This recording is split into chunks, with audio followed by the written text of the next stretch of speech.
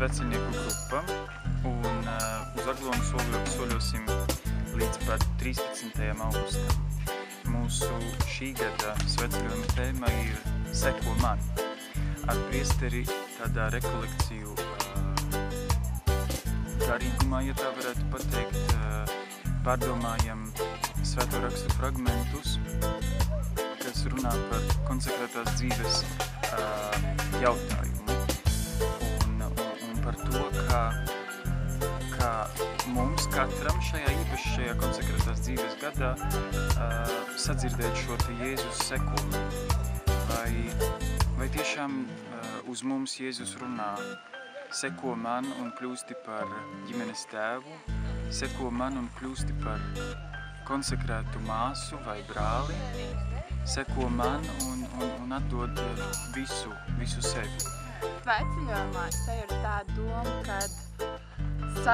ka man ir 70% zināmi, kāds ir mans aicinājums, bet sveceļojuma laikā es varu iegūt tos 30% vai tādu lielu punktu, ka es sapratīšu, ka jā, ka tas ir mans un ka es uz to eju, jo pašlaik ir šaubas, un sveceļojumā es arī centīšos uzlādēt savu bateriju.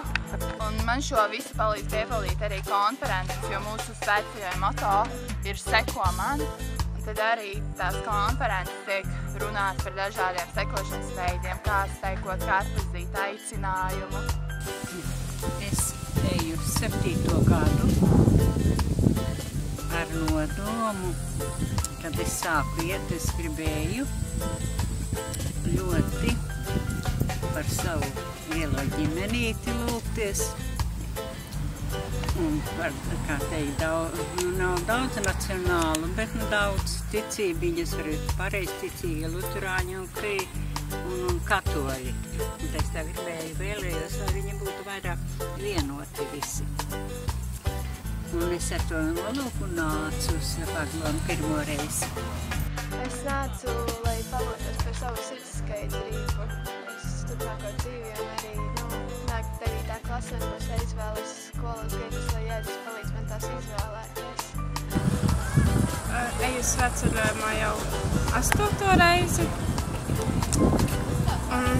Mans nodoms šajā gadā ir lūgties tieši par aicinājumu uz garīgo kārtu un klosteru dzīvi, jo man pašai tas varētu teikt ir kā aktuāls jautājums, ko Dievs ir ieplānojis manā dzīvē.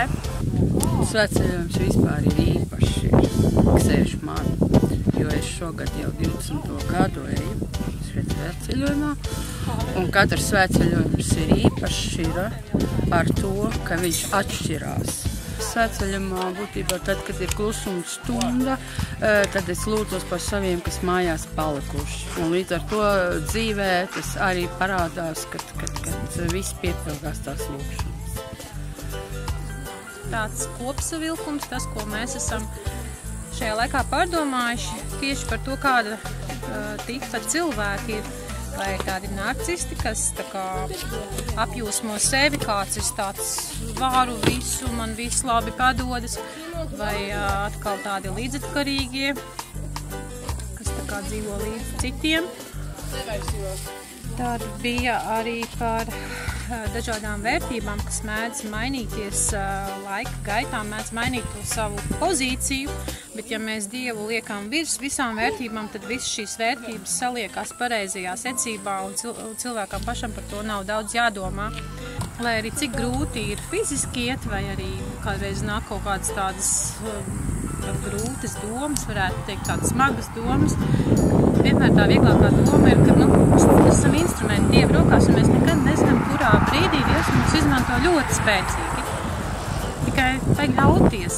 Tas grūtākais jau ir tam noticēt, ka tu esi tāds mazs instruments, kas veic kaut kādu funkciju attiecīgajā brīdī.